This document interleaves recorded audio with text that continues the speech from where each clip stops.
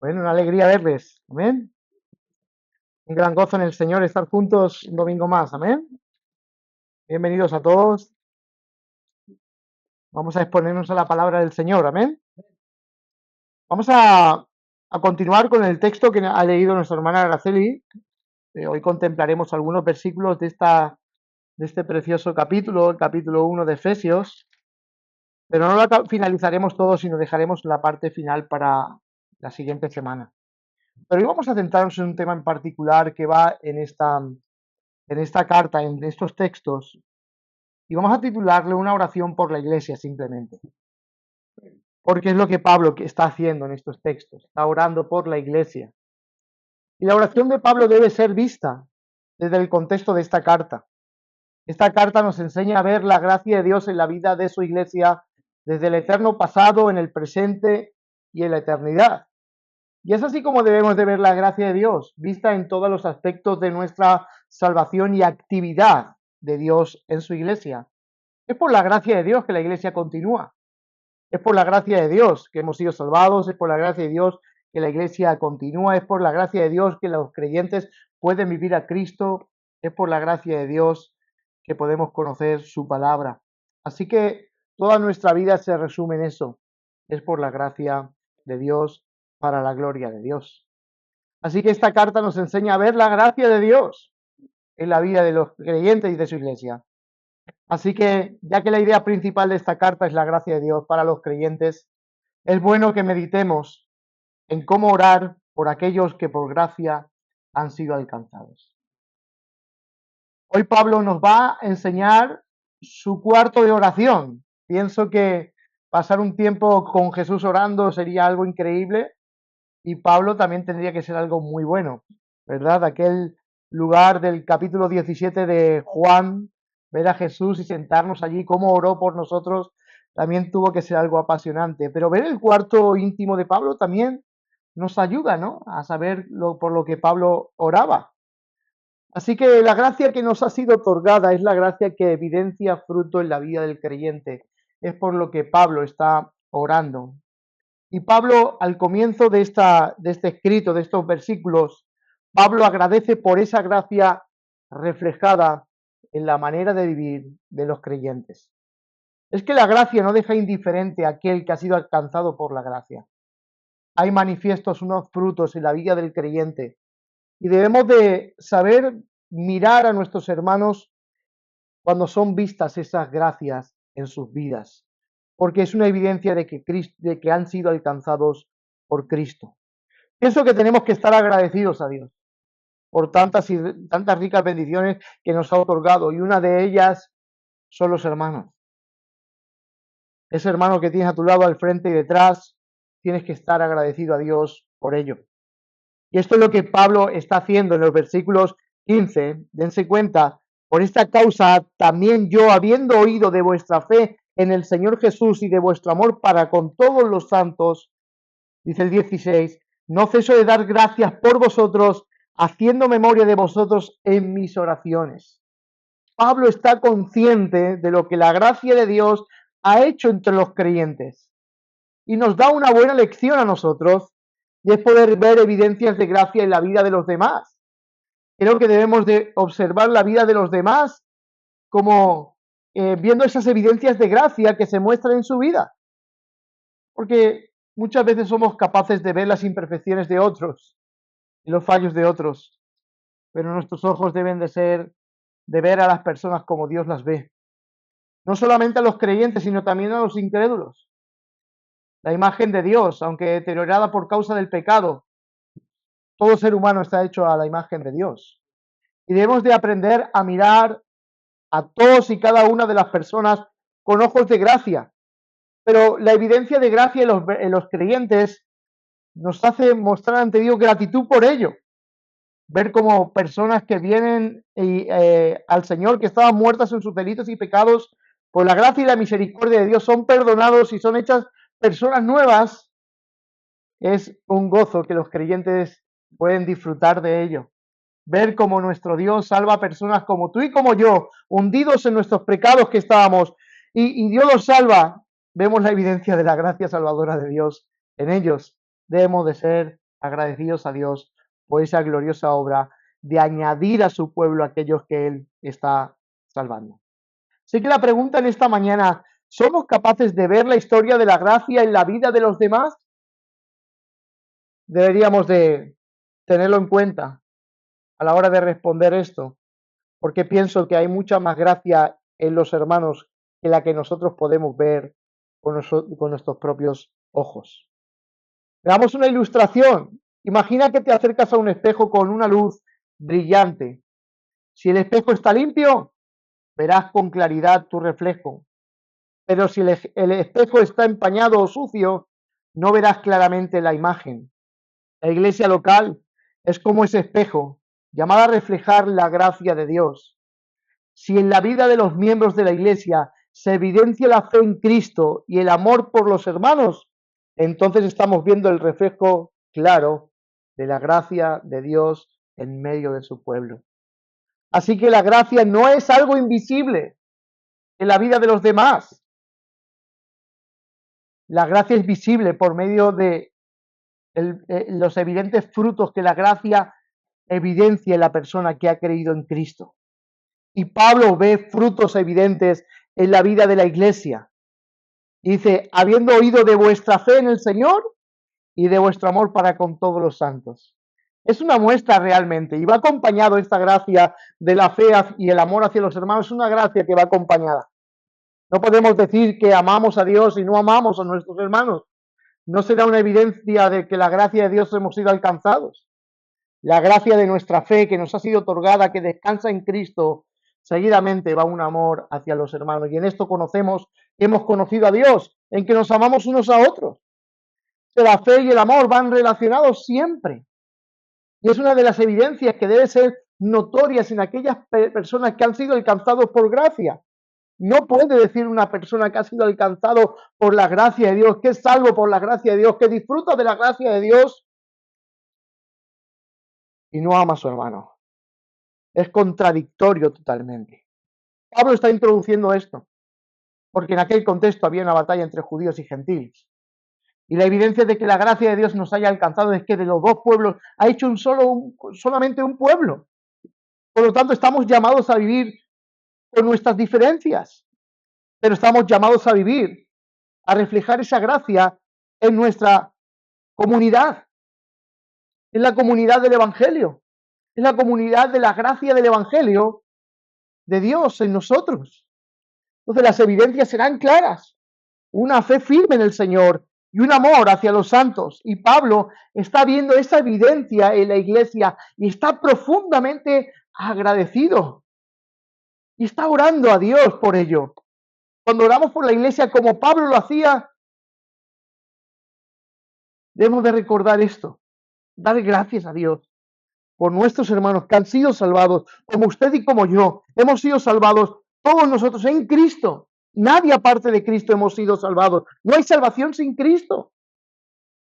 Y debemos de estar agradecidos por lo que Dios ha hecho en la vida de su pueblo, en la vida de cada uno de los que Él ha salvado. Todos tenemos una historia de gracia, donde Dios en el determinado momento de nuestra vida caótica obró para bien de nuestra salvación, trayendo perdón de pecados, trayendo a Cristo a nuestra vida, una fe en el Señor. Y la gracia de Dios es evidente entre nosotros, porque la verdadera evidencia de la gracia de Dios en la iglesia no está en palabras vacías, sino en la vida transformada de aquellos que son parte del cuerpo de Cristo. Es una de las evidencias. Hemos sido transformados por la gracia, ya no somos los mismos de antes. Y eso es lo que Pablo está viendo en la verdadera iglesia. Esa es la verdadera iglesia. La verdadera iglesia son los que son alcanzados por Cristo, los que en la eternidad fueron escogidos por Dios, los que en el presente han sido perdonados y redimidos por Cristo y han sido sellados por su Espíritu como garantía de la herencia que está por venir. Esos son la iglesia. Que hay una obra de gracia en ellos. Que hay una evidencia, fe en el Señor Jesús y amor por todos los santos. Y Pablo está agradecido porque son gracias evidentes que no pueden ser separadas. Es inevitable este conjunto, fe y amor por los hermanos. Este fruto es manifiesto en la vida de un verdadero creyente. Y esta es una de las muestras que la gracia ha obrado en nosotros. Amor, fe y amor. Pablo agradece en multitudes, en muchos escritos, Pablo agradece estas dos características importantes del pueblo de Dios, la fe en el Señor Jesús y el amor para todos los santos. Puedes verlo en Colosenses, puedes verlo en Tesalonicenses, puedes en primera y segunda de Tesalonicenses, y puedes verla en Filemón, toda una historia de gracia, de reconciliación entre los hermanos, viendo esa gracia en medio del pueblo de Dios. Es algo hermoso poder ver esas evidencias en la vida de los creyentes. Colosenses 1, 3 al 4 dice, damos gracias a Dios, el Padre de nuestro Señor Jesucristo, orando siempre por vosotros, pues habiendo oído de su fe en Cristo, ¿y qué? Y del amor que tienen por todos los santos. Primera de Tesalonicenses 1, 2 al 3 dice, siempre damos gracias a Dios por todos ustedes, mencionándolos en nuestras oraciones, teniendo presente sin cesar delante de nuestro Dios y Padre su obra de fe, su trabajo de amor y la firmeza de su esperanza en nuestro Señor Jesucristo.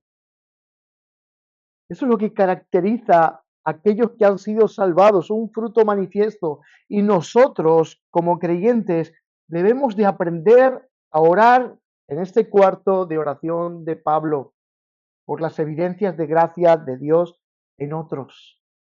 Podemos dar gracias a Dios por la fe y el amor de cada uno de los hermanos. Si la gracia es la expresión del amor hacia pecadores para salvarlos, estos pecadores salvados serán conocidos por causa de su amor. Los del pueblo de Dios, hermanos, se aman unos a otros. Jesús dijo, en esto conocerán que son mis discípulos, en que se tienen amor unos por otros. Primera de Juan 3:16, no Juan 3:16, sino primera de Juan 3:16 dice, en esto conocemos el amor de Dios, en que Él puso su vida por nosotros, también nosotros debemos poner nuestra vida por los hermanos. Pablo está tan agradecido por eso. Está tan agradecido por el amor que tienen para con todos los santos. Y dice el 16, no ceso de dar gracias por vosotros, haciendo memoria de vosotros en mis oraciones. Los tiene muy en cuenta. Los tiene muy en cuenta. Uno de los frutos subyacentes de la evidencia de nuestra salvación es el amor de Dios en nosotros.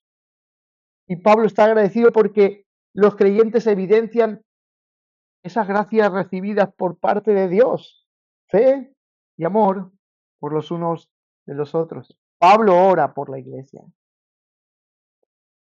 Pablo ora por la iglesia. ¿Nos consumimos en oración por nuestros hermanos? Si Pablo está tomando el patrón judío, podríamos hablar de que hace 3 oraciones al día, mañana, tarde y noche. Aunque Pablo invita a los creyentes a qué? A orar sin cesar. Entonces pienso que él vive con unos ojos abiertos a la gracia de Dios, viendo la gracia evidente en medio de la iglesia. Y vive agradecido, porque no es un momento determinado que él pone a orar, sino que siempre está orando por las evidencias de la gracia de Dios en medio de la iglesia. Durante esos momentos, Pablo agradece a Dios por los creyentes en Éfeso. Eso es lo que Pablo está haciendo en su habitación orando. O en este momento está orando en una custodiado por los guardias. Si es así como lo realiza, ahora tenemos un principio de oración, un buen principio de oración. Orar sin cesar por los hermanos, por la gracia que ellos han recibido. Muchas veces nuestras oraciones van cargadas de egocentrismo, orando por nosotros. Pero es que el Evangelio nos enseña a desprendernos de nosotros mismos y estar centrados en otros, que es lo que Jesús hizo. Jesús oró por nosotros. Juan 17. Jesús oró por sus discípulos y por los que habían de creer después por las palabras de sus discípulos. O sea, el Evangelio, nuestras oraciones no tienen que estar cargadas de egocentrismo, centradas en nosotros mismos, sino más bien también por esa obra de gracia que se evidencia en otras personas. Y eso es lo que Pablo está haciendo, orar por la iglesia. Una vida de oración debe ser una oración, una vida planificada. Quizás no planificamos nuestra oración. Nuestro tiempo de oración tiene que ser planificado. Y Pablo, si lo hace como judío, con ese patrón, 3 veces al día. Por la mañana, mediodía, noche. Pero si lo hace conforme él enseña en los escritos, orar sin cesar, parece ser que vive una vida agradecida constantemente y da gracias a Dios por todos los santos. Porque tiene en mente a la iglesia cuando él ora. Cuando él ora, tiene presente a la iglesia. Así que pienso que su vida vive planificada con esta intencionalidad de orar por los santos, que orar por aquellas personas que han sido salvadas por Cristo, han sido salvadas por Cristo. Podemos orar mientras trabajamos y nos ocupamos de nuestro día, podemos orar todo tiempo, porque es una gracia que hemos recibido, tener la libertad de poder orar delante de nuestro Dios, pero también tenemos que tener tiempo de alejarnos como lo hacía Jesús, apartarnos, madrugar antes que los quehaceres, planificarte tu vida, en qué momento determinado de tu día vas a tener más tiempo de orar, sin prisas, sin pausa, y tener tiempo de intimidad con Dios. Porque Dios nos ha dado esta gracia de la oración. Muchas veces no es valorada como debería de ser, pero es tener comunión con el Dios eterno. Es poder agradecer a Dios todo lo que Él ha hecho. Es poder pedir por otros. Es poder deleitarnos en la adoración a su precioso nombre. Es ocuparnos de tener una relación con el mismo Dios. Y la oración muchas veces es abandonada. No tengo tiempo para orar. John Piper me gusta porque dice que las redes sociales han sido providencialmente permitidas por Dios para que cuando lleguemos al día de estar delante de Dios no tengamos excusa de que nunca tuvimos tiempo para orar. Tienes más tiempo para orar que de lo que tú piensas. Planifica tu vida de oración. Sentémonos y hagamos un planning de oración. Busca tu lugar de oración. Y recuerda, no llenes tu lista de peticiones de forma egoísta. Pablo no lo hacía. Pablo nos está enseñando que siempre se acuerda de otros en medio de la oración. Nos está enseñando a orar por otros, tener en mente a otros, para que Dios obre la vida de otras personas. Qué bien que hace la gracia cuando todo es visto con la óptica de la gracia, ¿no? Pones antes las necesidades de otros que las tuyas mismas. Porque Pablo se podía lamentar de la situación en la cual está viviendo. No son circunstancias fáciles, pero él se está acordando de otros en la oración. Podría hacer y orar de forma egoísta, Señor, líbrame de la prisión en la cual me encuentro, mira mis circunstancias, es vivir como ahí lamentándose por todo, pero sin embargo, él agradece a Dios por la evidencia de gracia en la vida de los santos. Y es lo que Jesús nos enseña. Él oró por nosotros. Pablo nos lo enseña también. Él oró por los santos. Nosotros debemos de orar por la iglesia. Qué bien hace la gracia a los ojos del alma de Pablo, ¿verdad? Porque mira la vida de los demás con gracia. No los juzga por su apariencia. No los juzga por su propio juicio, sino que agradece por la evidencia de la gracia de ellos. Tú ves a Pablo y miras a los corintios y agradece por la vida de los corintios. Y usted ve el caos que había en la iglesia de Corinto. Pero sin embargo, aún por aquellos que aparentemente no han tenido una respuesta al Evangelio, podemos dar gracias porque están siendo expuestos al Evangelio. Entonces Pablo vive con la óptica de la gracia. Y la oración por la iglesia debe de estar cargada, mirada bajo esta óptica, la gracia. Porque no solamente yo como pastor, sino cada creyente debe de querer ver evidencias de gracia en la vida de todos sus hermanos. Yo quiero ver la gracia de Dios en ti, igual que tú quieres ver la gracia de Dios en mí. Queremos mirar bajo esta óptica a todos los hermanos. Hermanos, es a la práctica. Debemos de llevar todo esto a la práctica.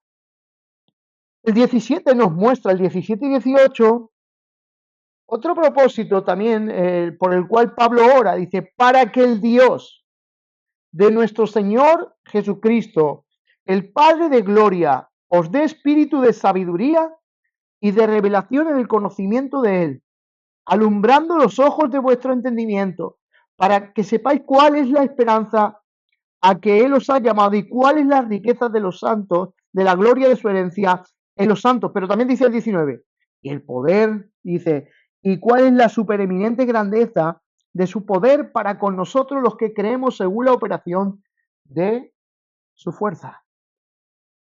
Ahora Pablo en el 17 y 18 pide a Dios por la iluminación en la mente y con los corazones de la iglesia de Éfeso. Hoy en día las peticiones de Pablo en muchos sectores del evangelicalismo no encajarían hoy cuando las peticiones se centran simplemente en prioridades materiales y egocéntricas. Pero Pablo no está pidiendo nada material en este asunto y Pablo utiliza tres frases que apuntan a la idea de que el corazón de los creyentes necesitan ser iluminados. Versículo 17, espíritu de sabiduría y de revelación. Versículo 18, tener los ojos del corazón iluminados. Dice que su corazón tiene ojos. Es raro, ¿no? Pero es poder tener la mente abierta, nuestro espíritu abierto, la centralidad de nuestra vida abierta para poder conocer de una manera más exacta y más profunda a Dios. El resumen es fácil y práctico. Está pidiendo que los ojos espirituales sean abiertos para ver quién es Dios y lo que Dios ha hecho por él. Necesitamos esa iluminación en nuestra vida y Pablo está orando por eso. Cuando nuestros ojos han sido abiertos a las realidades de las Escrituras y vamos comprendiendo las realidades que hay en Cristo, nuestro corazón se afirma más en Cristo, porque entiende con más profundidad y exactitud toda su obra. Necesitamos conocer a Dios por medio de la iluminación que nos da el Espíritu Santo para comprender su palabra. La iluminación divina es la simple idea de que Dios abre nuestros corazones para conocerlo, pero ¿cómo? A través de las Escrituras. Es lo que Dios hace, es lo que Pablo está pidiendo. Veamos cómo este texto nos enseña la necesidad de conocer a Dios. Nos dice al final del 17, y de revelación en el conocimiento de Él. ¿Ve cómo este texto enseña la necesidad de conocer a Dios? Necesitamos un mejor conocimiento acerca de Dios. El conocimiento de Dios que una persona pueda adquirir por sí mismo no es suficiente. Necesitamos que nuestros ojos sean alumbrados por su Espíritu, porque es la única manera de poder conocer a Dios a través de las Escrituras. Y es lo que Pablo está pidiendo. Que Dios obre de manera que sus ojos sean abiertos y puedan conocer con más exactitud, con más profundidad a Dios. Spurgeon dijo, y nos ayuda con esta ilustración, dice, sin la ayuda del Espíritu es más fácil hacer a un tigre vegetariano que a una persona no regenerada que vea con claridad el Evangelio. Es más fácil hacer a un tigre vegetariano que a un incrédulo hacerle ver las Escrituras. Es difícil hacer un tigre vegetariano, ¿verdad? Pues es más difícil hacer ver a un incrédulo sin la obra del Espíritu Santo lo que hay en las Escrituras. Es imposible que eso sea visto. Necesitamos la iluminación, la obra de Dios, abriendo nuestros corazones y alumbrándonos para que podamos comprender. Hasta nuestro estudio de las Escrituras depende de la gracia divina que nos abra nuestros ojos para poder ver a nuestro Salvador. para poder ver su glorioso plan para con nosotros, para poder conocerle con más exactitud y profundidad. Y eso es lo que Pablo está pidiendo, pedir a Dios por las personas que se está presentando el Evangelio. Debemos de hacerlo, pero también debemos orar por los creyentes para que conozcan a Dios con más profundidad y más exactitud. A veces que te encuentras con personas que dicen ser creyentes con conceptos de Dios bastante errados. Hay muchas veces que nuestras conversaciones tienen que ser limitadas por causa de esa falta de comprensión en cuanto quizás a la obra salvífica de Cristo desde la eternidad hasta el eterno futuro que nos espera. La mente de Dios se revela en las Escrituras, pero para entenderla con precisión y profundidad necesitamos que Él abra nuestros ojos. ¿Sí? Necesitamos que Él abra nuestros ojos. Hay ejemplos en la Biblia que nos hablan acerca de esto. ¿Se acuerdan de los discípulos en el camino de Maús? El capítulo 24 de Lucas. Dice, entonces les fueron abiertos los ojos y los reconocieron. Y dicen ellos, guardia nuestro corazón dentro de nosotros mientras nos abría las Escrituras. Dice, y entonces les abrió las mentes y entendieron lo que decían las Escrituras. Hay una obra de gracia que es necesaria. Deberíamos de depender más en nuestro estudio bíblico, en nuestra lectura diarias de las Escrituras, más acerca de rendir nuestros corazones ante el Señor y que abra nuestros ojos. Dios abre nuestros ojos para una mejor comprensión. Necesitamos que nuestros ojos sean iluminados por Él, para que podamos conocerle. También abre los corazones de los incrédulos, porque si no sería imposible que conocieran el mensaje salvífico de Dios.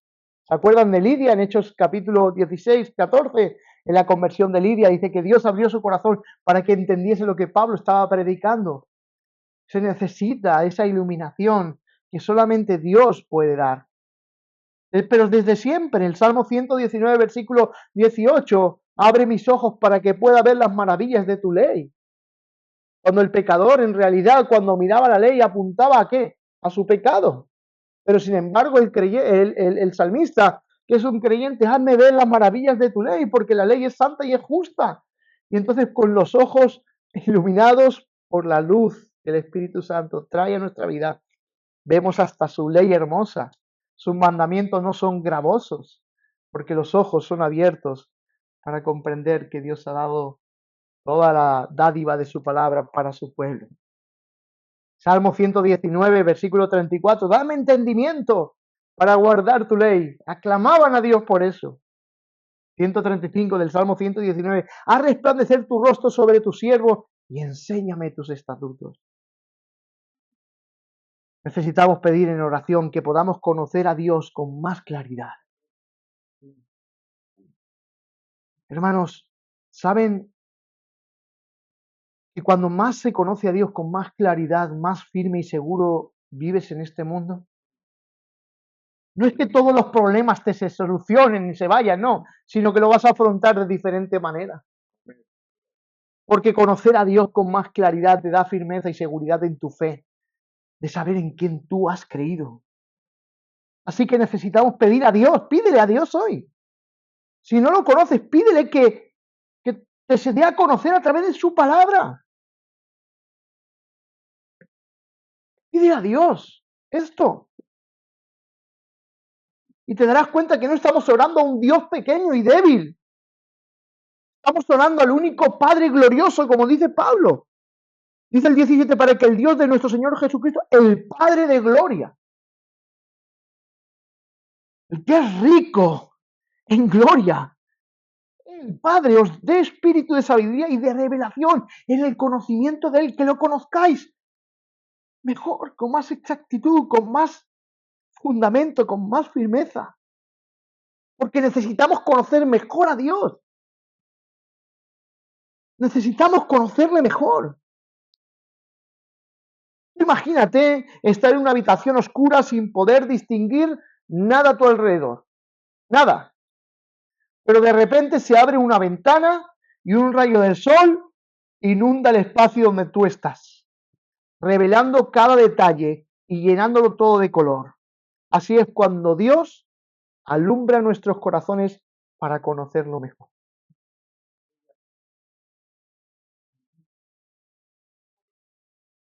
Necesitamos que Dios abra nuestros ojos y nuestra vida será llena de luz por causa del conocimiento de Él.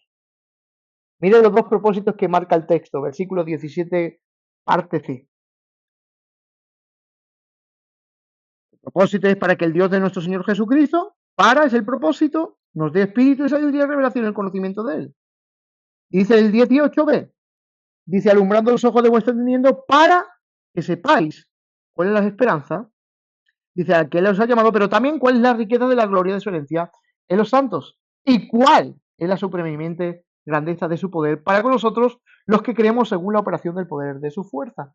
Mira lo que Pablo, con el propósito por el cual está orando. ¿Por qué necesitamos orar? Por lo que Pablo nos enseña. ¿Hay algo más importante? Don Carson dice, ¿cuál es la mayor necesidad de la iglesia de hoy? Lo único que necesitamos es conocer a Dios con un conocimiento más profundo. Dice Don Carson, necesitamos conocer a Dios mejor. ¿Qué necesitas en tu vida? ¿Un ajuste aquí, un ajuste allá? No. Todos los problemas que hay en nuestra propia alma son disipados cuando conocemos a Dios mejor. Y este camino del cristianismo es cada vez conocer a Dios mejor. No es por lo que sientes, no es por tus emociones, no es por lo que experimentas en este mundo. Necesitas conocer mejor a Dios. Porque no hay nada más importante en esta vida que conocer a Dios. Y es un principio que permea toda la Escritura. Juan 17:3, mencionamos la oración de nuestro Señor Jesucristo, y esta es la vida eterna, que te conozcan a ti y a Jesucristo, a quien tú has enviado. No hay nada más importante. La vida eterna se trata de esto, de conocer quién es Dios y a Jesucristo, quien Él le ha enviado. Es el deseo de Pablo, Filipenses 3:10. Mi meta es conocerlo a Él y el poder de su resurrección. No hay otro deseo en el corazón del creyente, y Pablo está orando de ello. Debemos de avanzar en nuestra vida de visión de Dios, y la oración es muy importante. Vamos aumentando nuestra luz a medida que pasa el tiempo, y al final del camino lo veremos tal y como Él es. La esperanza aumenta cuanto más conocimiento adquirimos de Él, es una realidad. La esperanza tiene un aumento cuando más adquirimos el conocimiento de Él, porque vamos comprendiendo. Porque yo pienso que al principio de nuestra salvación, aunque para mí fue un impacto el poder ser perdonado por Dios y conocer que si el Señor regresaba, esa esperanza era poder verlo. Pienso que cuando más conocimiento adquieres acerca de la esperanza que nos ha sido dada, más deseo tienes de poder contemplarle un día tal y como tú eres. Y a pesar de los sufrimientos, tiene un propósito aplicativo en medio de las circunstancias difíciles.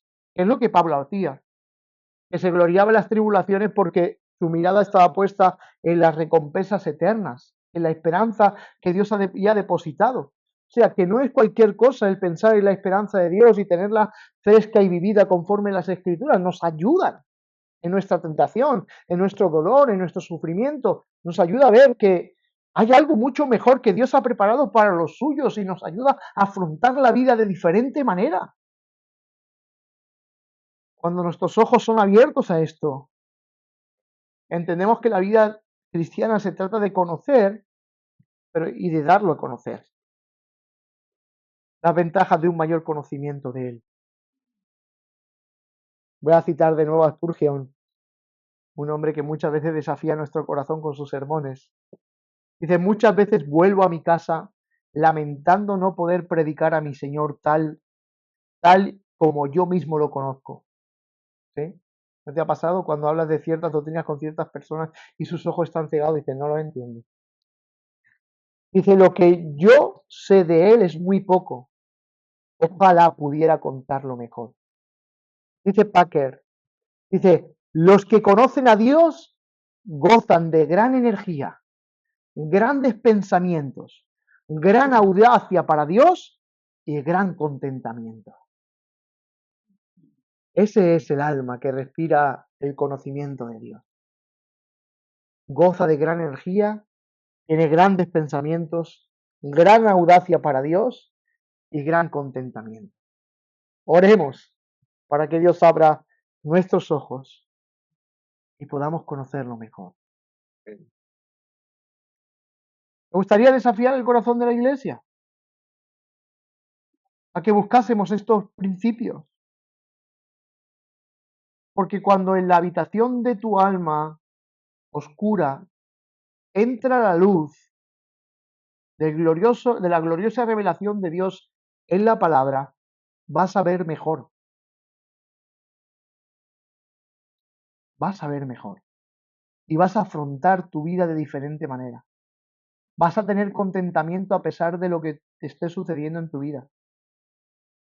Y una de las cosas que hace la iluminación de la obra del Espíritu Santo en el corazón de los creyentes nos hace conocer las bendiciones que el Evangelio nos ha otorgado.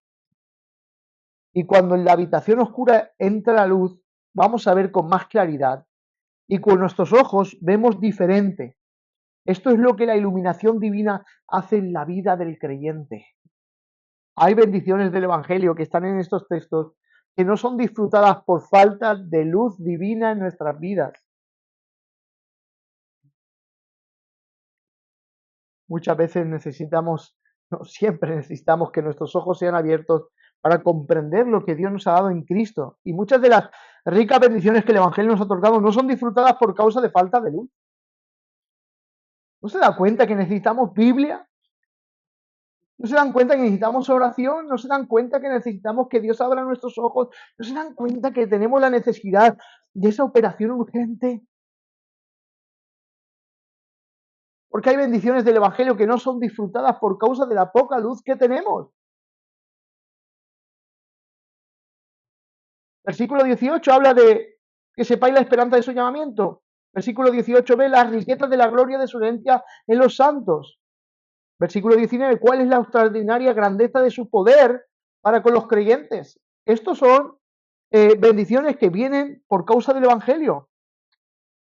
Podemos comprender nuestra esperanza, tenemos riquezas de la gloria de herencia en los santos y el poder de Dios obrando en la vida del creyente. ¿Cuánto descanso hay en nuestro corazón una vez fueron abiertos nuestros ojos? Yo pongo un ejemplo simplemente. Cuando mis ojos fueron abiertos, cuando entendí la seguridad de mi salvación en Cristo, mi alma tuvo un descanso muy gozoso.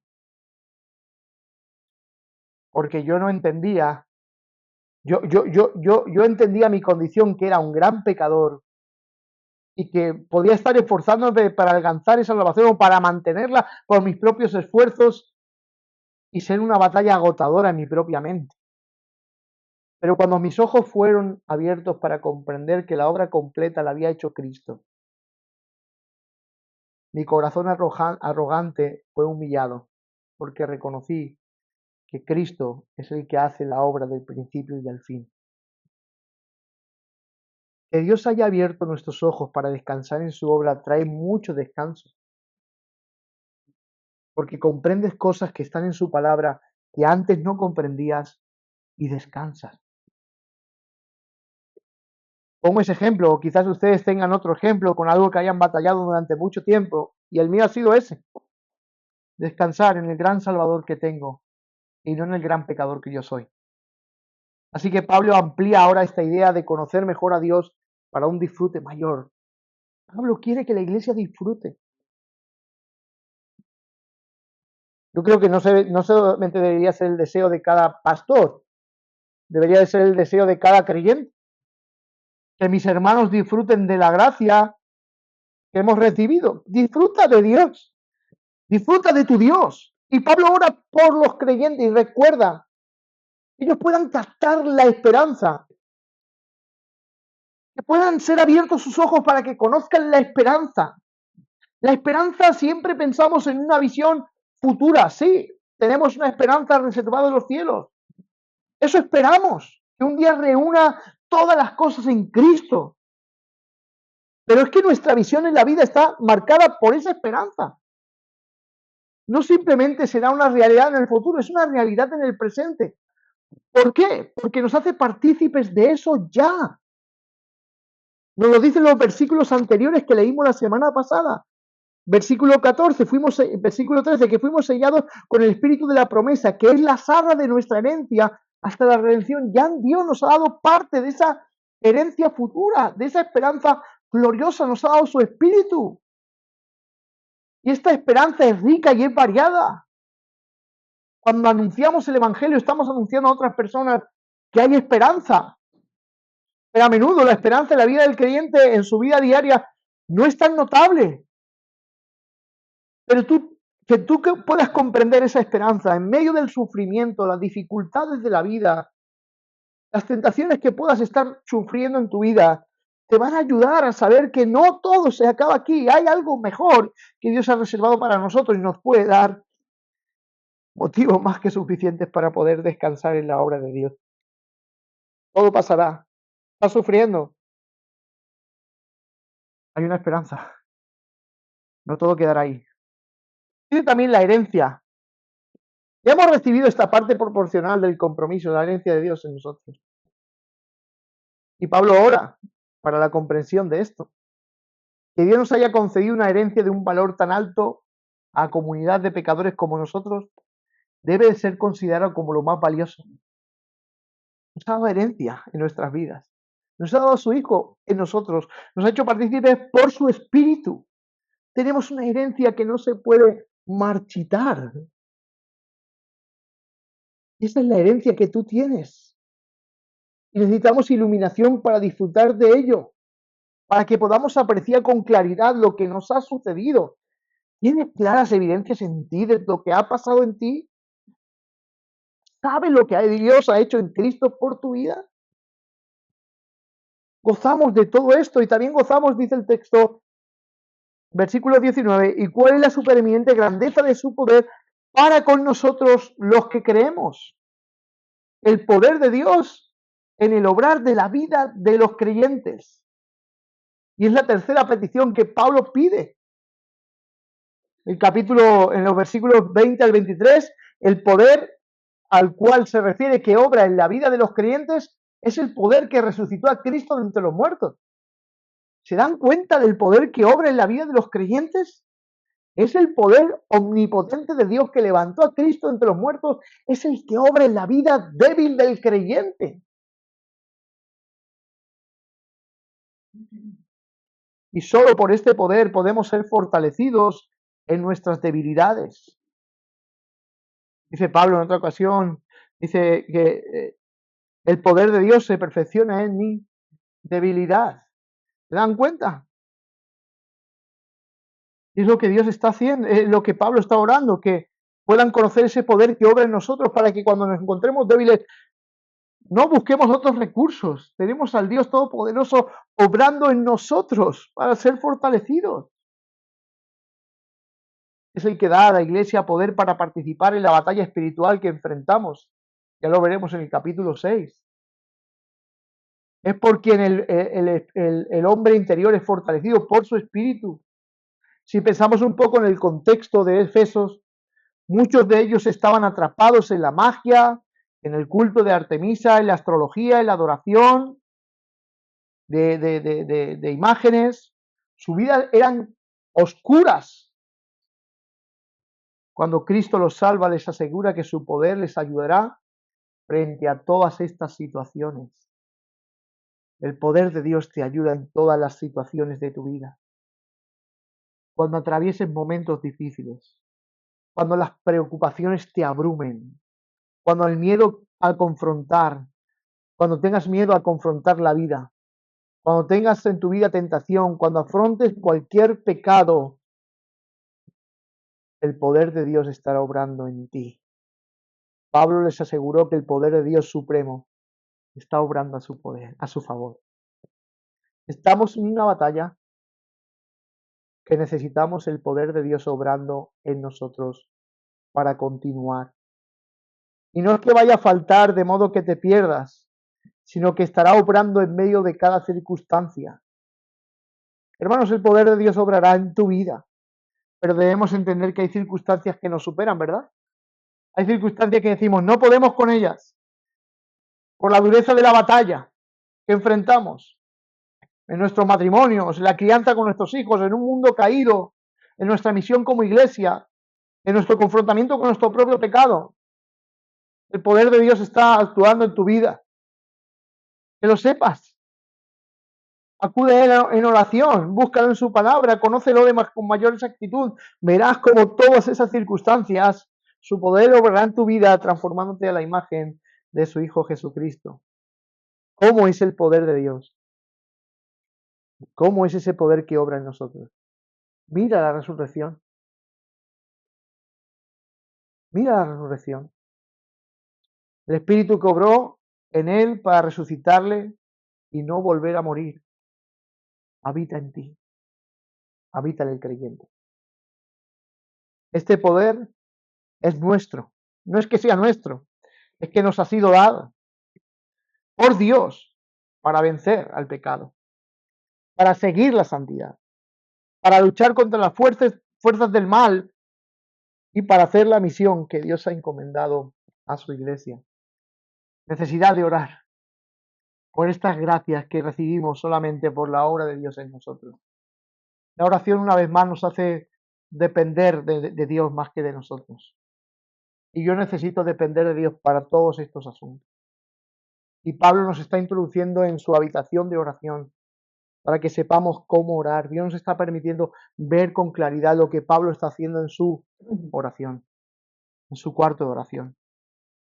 No sé, quizás la oración la tengas abandonada, pero Pablo nos enseña hoy cuántos motivos tenemos para seguir y continuar orando a Dios. Una por ti, otra por los demás. Oremos para que podamos disfrutar de todas estas gracias que las Escrituras nos enseñan. Pasemos tiempo buscando a Dios. Oren sin cesar. Oren como un patrón judío. Está bien, 3 veces al día. No está mal. Pero ore en todo momento. Cuando tenga conversaciones con su esposa, ore. Con su esposo, ore. Con la crianza de sus hijos, ore. Ore en su trabajo. Ore. Ore cuando está evangelizando.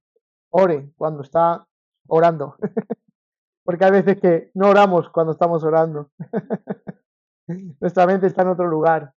Pero siempre que oremos, oremos con disposición en nuestro corazón y busquemos la voluntad de Dios. Mi corazón ha sido desafiado a orar. Espero que el suyo también. Porque hay cosas que por nuestros propios esfuerzos no vamos a conseguir nunca. Y una de ellas es esta. Estas realidades, por más que tú te quieras esforzar, nunca las conseguirás. Porque son gracias que solamente Dios otorga a los que la buscan en oración. Así que oro que todos nosotros esta oración sea cumplida en nuestra vida. En el nombre del Señor Jesús. Amén. Que Dios les bendiga. Padre, gracias por este tiempo. Nos desafías a entrar al cuarto de oración de Pablo y ver esta rica manera de orar. Debería de causar celo en nuestros corazones por intensificar nuestro tiempo de oración contigo. Ayúdanos a que eso sea nuestro deleite. Que orar en tu presencia es mucho más que simplemente elevar 4 palabras. Apartar un tiempo, es estar contigo. Este es el mayor deleite, tener comunión contigo. Te queremos pedir perdón por nuestra falta de deleite en la oración. Y pedimos, Señor, que en nosotros crezca un ardiente deseo de buscarte por medio de la oración, de tener comunión contigo por medio de la oración. Fortalece la vida de mis hermanos. Fortalece la vida de oración de la iglesia. Y ayúdanos a orar de manera bíblica, por aquellas cosas que realmente tienen importancia y trascendencia en este momento y que apuntan hacia la eternidad. Ayúdanos, Señor, ayúdanos. Como dijeron tus discípulos, enséñanos a orar. Y en humildad te lo decimos, Señor. Enséñanos a orar, porque a menudo nuestras oraciones están cargadas de sentimientos humanos, están cargadas de egocentrismo, están cargadas de nosotros, y tu enseñanza es la mejor manera de enseñarnos de que la oración tiene que estar desprendida de nosotros. Tú oraste por otros en Juan 17, tú también oraste por otros para la elección de los discípulos, tú también oraste por otros en la cruz, pidiendo y perdón por reconciliación para todos. Así que gracias, Señor, por enseñarnos este modelo bíblico de orar y que oremos de forma que tu palabra sea glorificada. Abre nuestros ojos en el nombre de Jesús. Amén.